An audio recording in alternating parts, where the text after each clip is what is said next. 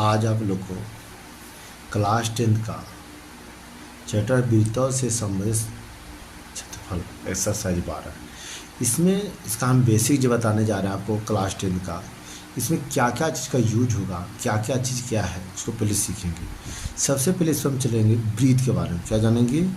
Breathe के बारे में। ये एक ब्रीथ है, इसमें आप जानते हैं यहाँ से यहाँ तक की बोलते हैं, इसको त्रिज्या बोलते हैं। क्या बोलते हैं? त्रिज्या बोलते हैं। और ये पूरे सर्किल जो ये होता है, ये पूरा ब्रीथ जो होता है, इसको बोलते हैं परिधि। समझ पा रहे हैं? अगर इसको यहाँ से यहाँ तक अगर पूरा मिला दे, त्रिज्या से या आगे बढ़ाए, इसको बोलते हैं व्यास। क्या बोलते हैं? व्यास। और त्रिज्या को आर से सूचित, व्यास को टी से सूचित करते हैं।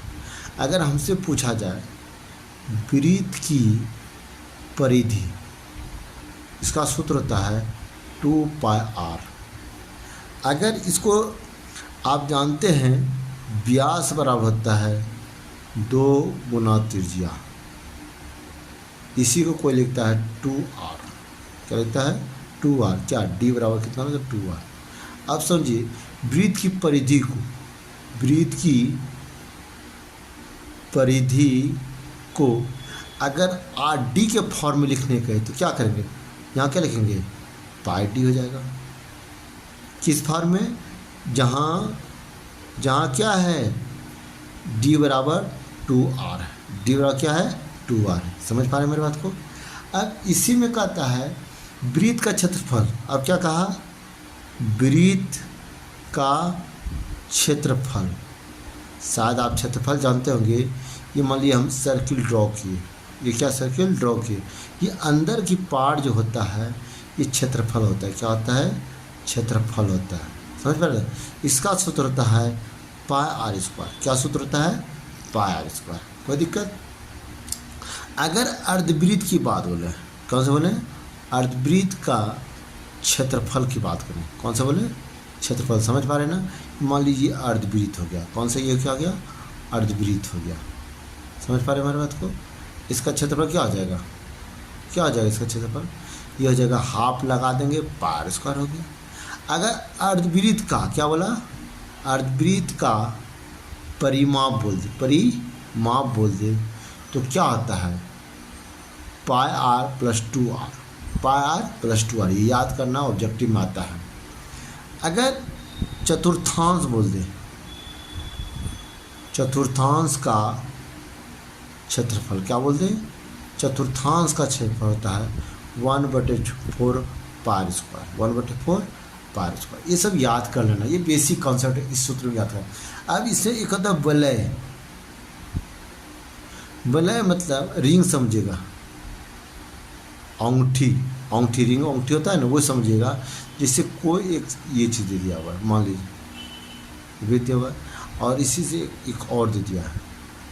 इसमें आप क्या देखेगा कि 2 गो त्रिज्या, एक यहाँ से यहाँ तक त्रिज्या और एक यहाँ से लास्ट तक त्रिज्या। कितना त्रिज्या हुआ है? 2 त्रिज्या दिया हुआ है। तो इस छोटे वाला त्रिज्या को आर बोलते हैं, छोटी आर, बड़े वाला त्रिज्या को बड़ी आर बोलेंगे। तो इसका वलय का क्षेत्रफल होता है, वलय का क्षेत्रफल होता है, क्या होता है पता है? बोलिएगा। पाई तो रहेगा रहेगा, बड़ी आर स्क्वायर माइनस छोटी आर स्क्वायर। बड़ी आर स्क्वायर मतलब छोटी आर स्क्वायर, ये आपका हो गया। अब समझिएगा एक होता है, अब लिखना है चाप की लंबाई। क्या होते हैं? चाप की लंबाई। सबसे पहले आपके ब्रेन में होगा, सर चाप क्या है? आप तो देख ही रहे हैं।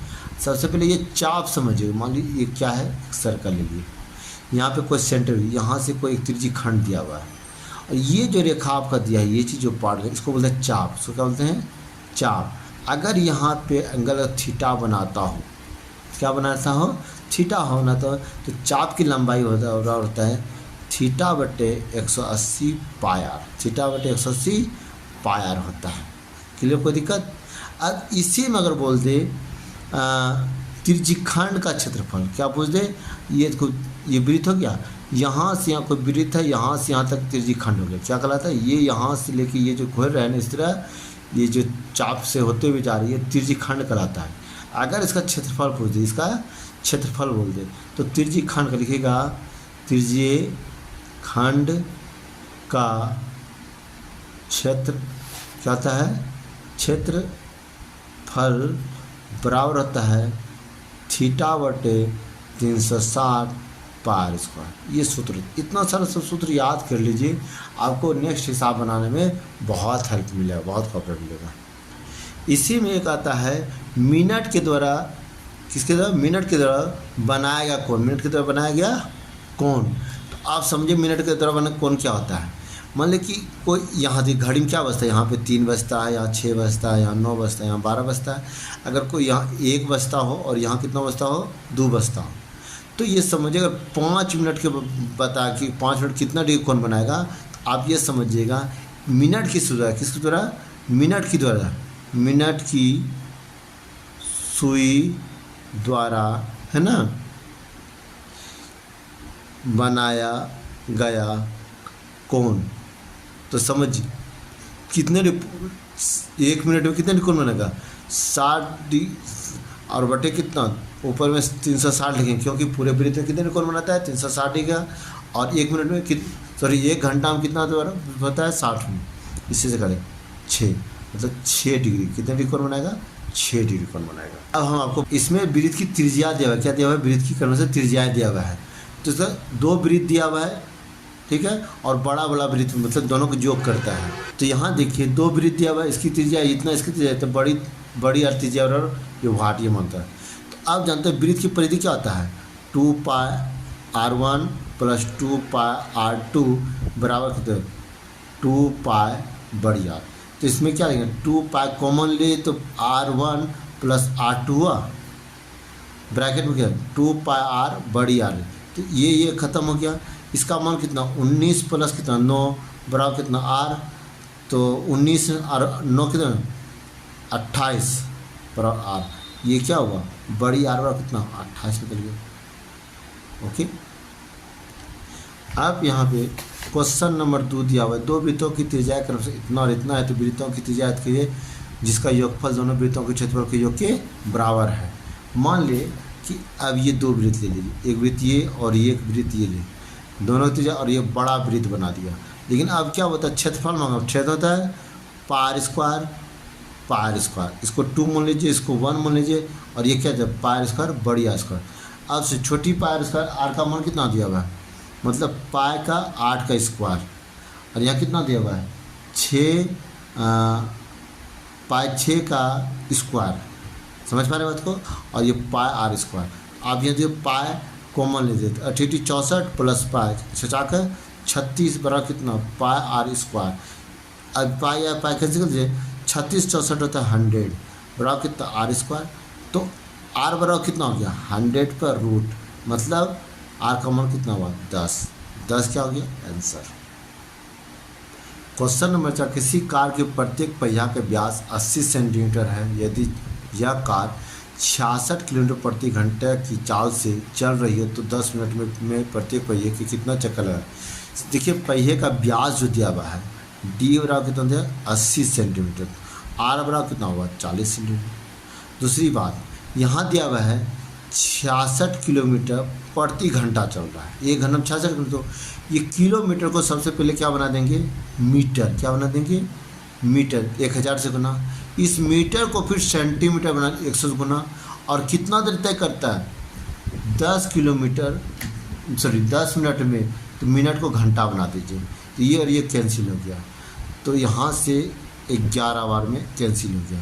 कितना हो गया 11 पर 3 शून्य + 2 शून्य, इतना हो गया मेरा, इतना सेंटीमीटर क्या हो गया, ये दूरी हो गया। अब हमको कहता है कितना चक्कर लगे, चक्रों की संख्या क्या लिखेंगे, चक्करों की संख्या। आपको पता होना चाहिए चक्कर जो होता है वृत्त की परिधि के बराबर होता है। तो इतना दूरी हो गया 5 शून्य 3 2 5 शून्य 2 3 2 5 शून्य हो गया। दूरी कितना परिधि का 2 पाई का मान 22/7 गुना परिधि कितना है 40। तो ये क्या होगा, अब ध्यान से काट लीजिए, अब ध्यान दीजिए, इसको कटा दीजिए 1 5 शून्य बटे कितना 2 गुना 22 गुना 40, और ऊपर में क्या चलेगा 7, एक जीरो एक जीरो, अब काट दे एक यहाँ से 4 शून्य 11 दूनी 22, 4 से काटिए फिर 2 से, ठीक है 2 से कितना हो गया 5000, फिर 2 से काटिए 2500 और 4 से काटिए, ये कितने दिन करें 625 बार में, इसको मल्टीप्लाई कर दीजिए कितना हो गया 4375 चक्कर हो गया। समझ पा रहे हैं, ये आपका क्या हो गया, ये आंसर हो गया, ये क्या हो गया आपका आंसर, कट गया।